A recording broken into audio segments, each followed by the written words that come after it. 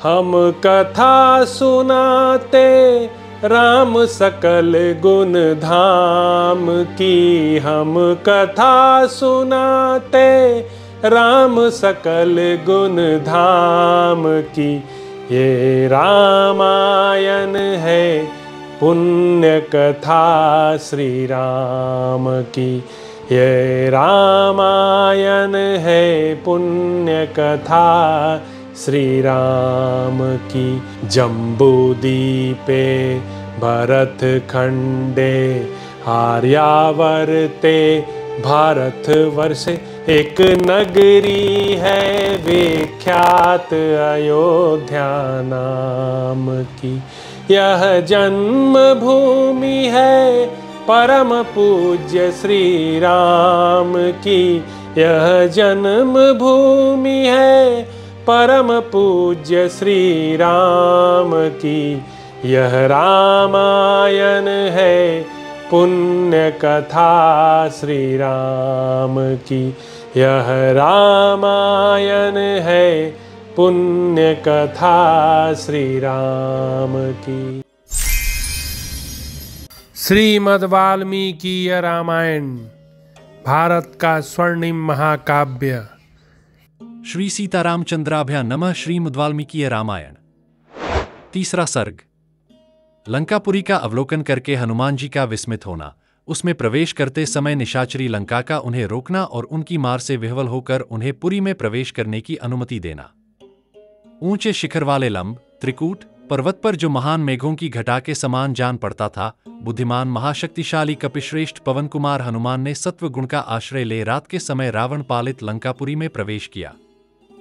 वह नगरी सुरमय वन और जलाशयों से सुशोभित थी। शरतकाल के बादलों की भांति चेत कांति वाले सुंदर भवन उसकी शोभा बढ़ाते थे। यहां समुद्र की गर्जना के समान गंभीर शब्द होता रहता था। सागर की लहरों को छूकर बहने वाली वायु इस पुरी की सेवा करती थी। वह अलकापुरी के समान शक्तिशालिनी सेनाओं से सुरक्षित थी। उस पुरी के सुंदर फाटकों पर मतवाले हाथी शोभा पाते थे। उस पुरी के अंतद्वार और बहिद्वार दोनों ही श्वेत कांति से सुशोभित थे। उस नगरी की रक्षा के लिए बड़े बड़े सर्पों का संचरण आना जाना होता रहता है, इसलिए वह नागों से सुरक्षित सुंदर भोगवतीपुरी के समान जान पड़ती थी। अमरावतीपुरी के समान यहां आवश्यकता के अनुसार बिजलियां सहित मेघ छाए रहते थे। ग्रहों और नक्षत्रों के सदृश विद्युत दीपों के प्रकाश से वह पुरी प्रकाशित थी तथा प्रचंड वायु की ध्वनि वहां सदा होती रहती थी। सोने के बने हुए विशाल परकोटे से घिरी हुई लंकापुरी क्षुद्र घंटिकाओं की झनकार से युक्त पताकाओं द्वारा अलंकृत थी। उस पुरी के समीप पहुंचकर हर्ष और उत्साह से भरे हुए हनुमान जी सहसा उछलकर उसके परकोटे पर चढ़ गए। वहां सब ओर से लंकापुरी का अवलोकन करके हनुमान जी का चित्त आश्चर्य से चकित हो उठा। सुवर्ण के बने हुए द्वारों से उस नगरी की अपूर्व शोभा हो रही थी। उन सभी द्वारों पर नीलम के चबूतरे बने हुए थे। वे सब द्वार हीरों, स्फटिकों और मोतियों से जड़े गए थे। मणिमयी फशें उनकी शोभा बढ़ा रही थीं। उनके दोनों ओर तपाए सुवर्ण के बने हुए हाथी शोभा पाते थे। उन द्वारों का ऊपरी भाग चांदी से निर्मित होने के कारण स्वच्छ और श्वेत था। उनकी सीढ़ियां नीलम की बनी हुई थीं। उन द्वारों के भीतरी भाग स्फटिक मणि के बने हुए और धूल से रहित थे। वे सभी द्वार रमणीय सभावनों से युक्त और सुंदर थे तथा इतने ऊंचे थे कि आकाश में उठे हुए से जान पड़ते थे। वहां क्रोंच और मयूरों के कलरव गूंजते रहते थे। उन द्वारों पर राजहंस नामक पक्षी भी निवास करते थे। वहां भांति भांति के चाद्यों और आभूषणों की मधुर ध्वनि होती रहती थी, जिससे लंकापुरी सब ओर से प्रतिध्वनित हो रही थी। कुबेर की अलका के समान शोभा पाने वाली लंका नगरी त्रिकूट के शिखर पर प्रतिष्ठित होने के कारण आकाश में उठी हुई सी प्रतीत होती थी। उसे देखकर कपिवर हनुमान को यहां हर्ष हुआ। राक्षसराज की वह सुंदरपुरी लंका सबसे उत्तम और समृद्धिशालिनी थी। उसे देखकर पराक्रमी हनुमान इस प्रकार सोचने लगे। रावण के सैनिक हाथों में अस्त्र शस्त्र लिए इस पुरी की रक्षा करते हैं, अतः दूसरा कोई बलपूर्वक इसे अपने काबू में नहीं कर सकता। केवल कुमुद, अंगद, महाकपी सुषेण, मैंद, द्विविद, सूर्यपुत्र सुग्रीव, बानर कुशपर्वा और वानर सेना के प्रमुख बौर ऋक्षराज जांबवान की तथा मेरी भी पहुंच इस पुरी के भीतर हो सकती है। फिर महाबाहु श्रीराम और लक्ष्मण के पराक्रम का विचार करके कपिवर हनुमान को बड़ी प्रसन्नता हुई। महाकपि हनुमान ने देखा, राक्षसराज रावण को नगरी लंका वस्त्राभूषणों से विभूषित सुंदरी युवती के समान जान पड़ती है। रंतमय परकोटे ही इसके वस्त्र हैं, गोष्ठ, गौशाला तथा दूसरे दूसरे भवन आभूषण हैं। परकोटों पर लगे हुए यंत्रों के जो गृह हैं, ये ही मानो इस लंकारूपी युवती के स्तन है। यह सब प्रकार की समृद्धियों से संपन्न है। प्रकाशपूर्ण द्वीपों और महान ग्रहों ने यहां का अंधकार नष्ट कर दिया है। तदंतर वानरश्रेष्ठ महाकपि पवन कुमार हनुमान उस पुरी में प्रवेश करने लगे।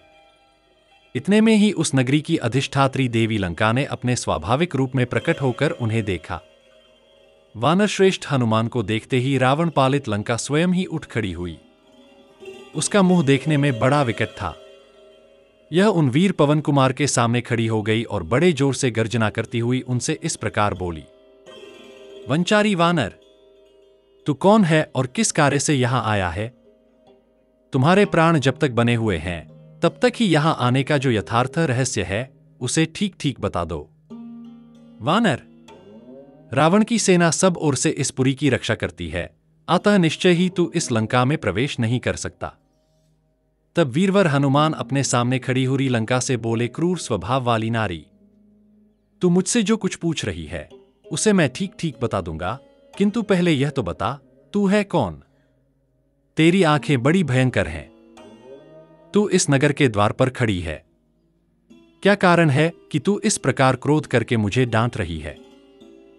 हनुमान जी की यह बात सुनकर इच्छानुसार रूप धारण करने वाली लंका कुपित हो उन पवन कुमार से कठोर वाणी में बोली, मैं महामना राक्षसराज रावण की आज्ञा की प्रतीक्षा करने वाली उनकी सेविका हूं। मुझ पर आक्रमण करना किसी के लिए भी अत्यंत कठिन है।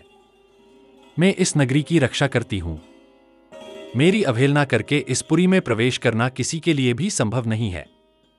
आज मेरे हाथ से मारा जाकर तू प्राणहीन हो इस पृथ्वी पर शयन करेगा। वानर, मैं स्वयं ही लंका नगरी हूं, अतः सब ओर से इसकी रक्षा करती हूं। यही कारण है कि मैंने तेरे प्रति कठोर वाणी का प्रयोग किया है। लंका की यह बात सुनकर पवन कुमार कपिश्रेष्ठ हनुमान उसे जीतने के लिए यंत्रशील हो दूसरे पर्वत के समान वहां खड़े हो गए।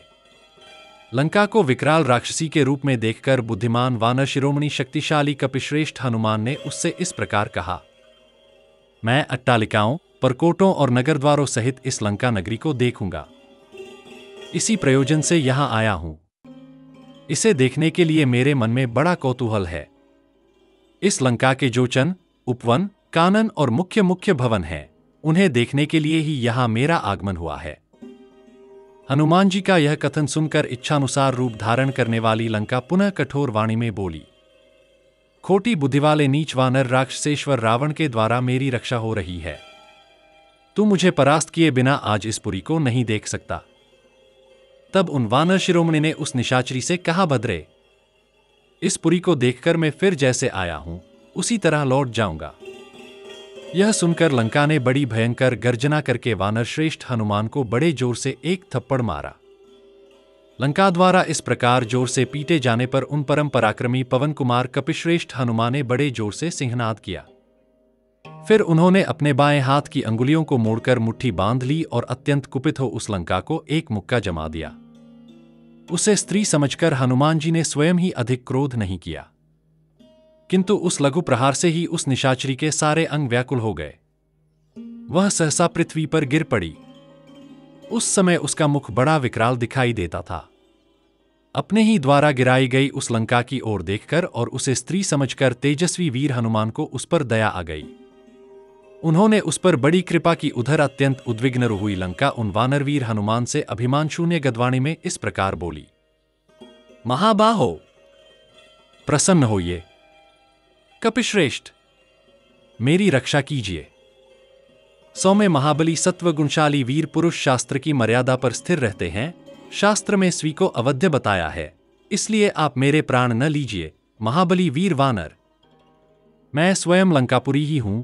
आपने अपने पराक्रम से मुझे परास्त कर दिया है। वानरेश्वर, मैं आपसे एक सच्ची बात कहती हूं, आप इसे सुनिए। साक्षात स्वयंभू ब्रह्मा जी ने मुझे जैसा वरदान दिया था वह बता रही हूं। उन्होंने कहा था, जय कोई वानर तुझे अपने पराक्रम से वश में कर ले, तब तुझे यह समझ लेना चाहिए कि अब राक्षसों पर बड़ा भारी भय आ पहुंचा है। समय आपका दर्शन पाकर आज मेरे सामने वही घड़ी आ गई है। ब्रह्मा जी ने जिस सत्य का निश्चय कर दिया है, उसमें कोई उलटफेर नहीं हो सकता। अब सीता के कारण दुरात्मा राजा रावण तथा समस्त राक्षसों के विनाश का समय आ पहुंचा है। कपिश्रेष्ठ, अतः आप इस रावण पालित पुरी में प्रवेश कीजिए और यहां जो जो कार्य करना चाहते हो उन सबको पूर्ण कर लीजिए। वानरेश्वर, राक्षसराज रावण के द्वारा पालित यह सुंदर पुरी अभिशाप से नष्ट प्राय हो चुकी है, अतः इसमें प्रवेश करके आप स्वेच्छानुसार सुखपूर्वक सर्वत्र सती साध्वी जनक नंदिनी सीता की खोज कीजिए। इस प्रकार श्री वाल्मीकि निर्मित आर्धरामायण आदिकाव्य के सुंदरकांड में 3रा सर्ग पूरा हुआ। हम कथा सुनाते राम सकल गुण धाम की, हम कथा सुनाते राम सकल गुण धाम की। ये रामायण है पुण्य कथा श्री राम की, ये रामायण है पुण्य कथा श्री राम की। जम्बूदीपे भरत खंडे आर्यावर्ते भारत वर्षे एक नगरी है विख्यात अयोध्या नाम की।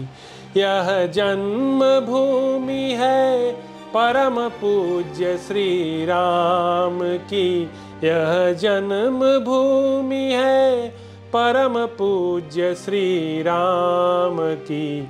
यह रामायण है पुण्य कथा श्री राम की, यह रामायण है पुण्य कथा श्री राम की।